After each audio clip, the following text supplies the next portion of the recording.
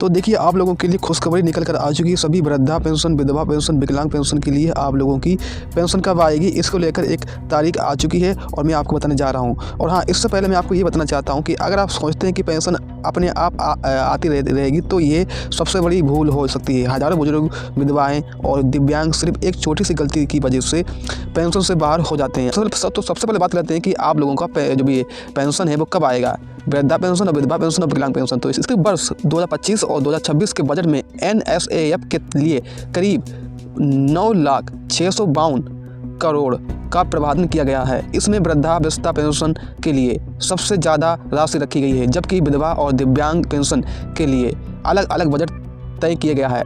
इसके साथ ही ये पेंशन कब आएगी तो ये पूरी तरह से राज्य सरकार की भुगतान व्यवस्था पर निर्भर करता है। केंद्र सरकार पैसा राज्यों को देती है, लेकिन लाभार्थी के खाते में ट्रांसफ़र राज्य सरकार ही करती है।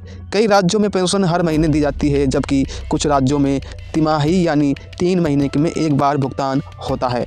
ज़्यादातर जगहों में पैसा सीधे बैंक खाते में DPT के जरिए भेजा जाता है। इसके लिए आधार से बैंक खाता लिंक होना और eKYC पूरी बहुत ज़रूरी है। अगर eKYC नहीं हुई तो पेंशन रुक भी सकती है।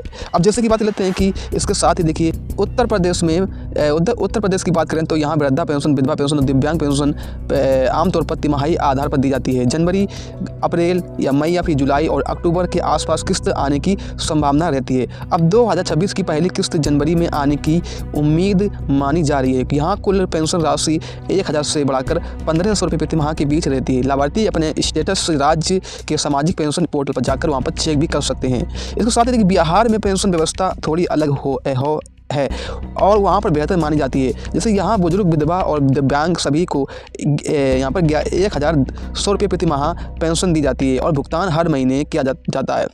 आमतौर पर यहाँ पर हर महीने 10 तारीख तक पैसा खाते में आ जाता है और 2026 में यही व्यवस्था जारी रहने की उम्मीद है, लेकिन इसके लिए KYC और आधार लिंक होना जरूरी है।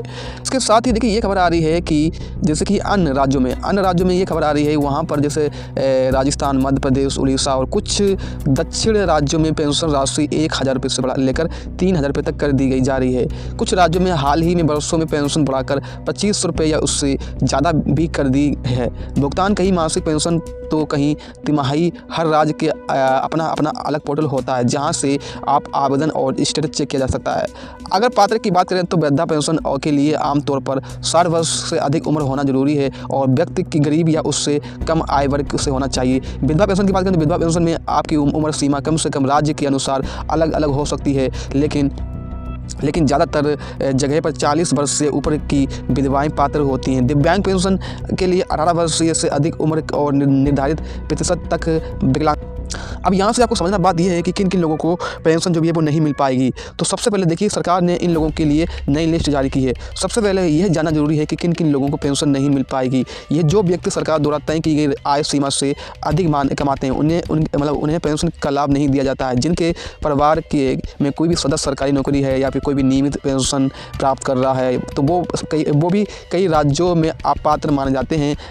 इसके बाद आय का दाता जो भी व्यक्ति उनका परिवार में भी पेंशन के लिए पात्र नहीं होता है। जैसे कि इसके अलावा जिनके पास बड़ी कृषि भूमि, पक्का मकान, 4 पहिया वाला वाहन या अन्य महंगी संपत्ति दर्ज हैं उन्हें भी पेंशन से बाहर किया जा सकता है। वृद्धा पेंशन के मामले में 60 वर्ष से कम उम्र के लोगों को अपात्र होती, जबकि विधवा पेंशन में पुनः विवाह करने पर लाभ बंद हो जाता है। दिव्यांग पेंशन के लिए यदि विकलांगता प्रमाण पत्र मान्य नहीं है तो ये तय प्रतिशत से कम विकलांगता है तो पेंशन नहीं मिलती। गलतियों की जिनकी वजह से पेंशन नहीं मिल पाती है और जैसे ही सरकार पैसा भेजती है, पेंशन भेजती है और बीच में ही आपकी रुक जाती है।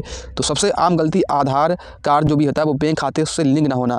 DPT के तहत पैसा सीधे खाते में आता है, इसलिए आधार बैंक लिंक जरूरी है। eKYC पूरी ना होने पर भी पेंशन रोक दी जाती है। कई लोग समय पर जीवन प्रमाण पत्र या लाइफ सर्टिफिकेट जमा नहीं करते हैं, जिससे उनका सिस्टम में लाभार्थी की स्थिति निष्क्रिय हो जाती है। और जैसे कि डॉक्यूमेंट्स के नाम पर जैसे कि क्या होता है जन्मतिथि या पता अलग अलग होने पर भी सत्यापन जो भी होता है वो फेल हो जाता है। ऐसे में बैंक खाता होना भी निष्क्रिय होता है। ऐसे में खाते नंबर दर्ज होना भी एक बड़ी वजह है। इसके अलावा गलत जानकारी देना, जैसे आय कम दिखाना या फिर आय प्रमाण पत्र से जुड़ी गलत घोषणा करना, जांच में पकड़े में आने पर ऐसे में पेंशन जो भी है वो हमेशा के लिए आपकी बंद हो सकती है। इसके साथ ही देखिए क्या हुआ है, आप जानते हैं कि पेंशन के लिए कौन कौन डॉक्यूमेंट्स होना चाहिए। आपके पास ये ज़रूरी डॉक्यूमेंट्स होना चाहिए, नहीं तो आपको पेंशन नहीं मिल पाएगी। देखिए, सबसे पहले आपके पास आधार कार्ड अनिवार्य होना चाहिए, क्योंकि उसी से पहचान और डीपीटी से जुड़ा होता है। बैंक खाता होना चाहिए, आधार से लिंक और सक्रिय स्थिति में होना चाहिए। उम्र प्रमाण पत्र, जन्म प्रमाण पत्र, स्कूल का प्रमाण पत्र अगर आप है तो चल सकता है। मतदाता पहचान पत्र मतलब वोटर लिस्ट की ज़रूरत पड़ सकती है। विधवा पेंशन के लिए पति का मृत्यु प्रमाण पत्र जरूरी होता है। दिव्यांग पेंशन के लिए सरकारी अस्पताल या समकक्ष प्राधिकारी द्वारा जारी विकलांगता प्रमाण पत्र अनिवार्य होता है। कई राज्यों में आय प्रमाण पत्र या बीपीएल अंत्योदय राशन कार्ड भी मांगा जाता है, लेकिन पासपोर्ट साइज फ़ोटो और मोबाइल नंबर भी ज़रूरी होता है, ताकि ओटीपी के माध्यम से आपको सभी अपडेट मिलती रहे। तो मैं अंत में यही सलाह है कि पेंशन पाने के लिए सभी डॉक्यूमेंट्स सही और अपडेट रखें। समय समय पर KYC, बैंक लिंक और जीवन प्रमाण पत्र जमा करते रहें। छोटी सी लापरवाही भी पेंशन रुकने का कारण बन सकती है, तो इसीलिए नियमों का पालन करना जरूरी है। अगर आप लोगों को यह वीडियो पसंद आया हो तो वीडियो को लाइक करें और हमारे न्यूज़ हिंदी यूट्यूब चैनल को सब्सक्राइब करें और इस वीडियो को ज़्यादा से ज़्यादा लोगों के पास शेयर करें, ताकि अगर आप इस वीडियो को एक लोगों के पास शेयर कर देंगे तो ताकि उसको भी यह जानकारी मिल जाए तो वो भी अपना पूरा काम कर ले। थैंक यू वीडियो देखने के लिए, धन्यवाद।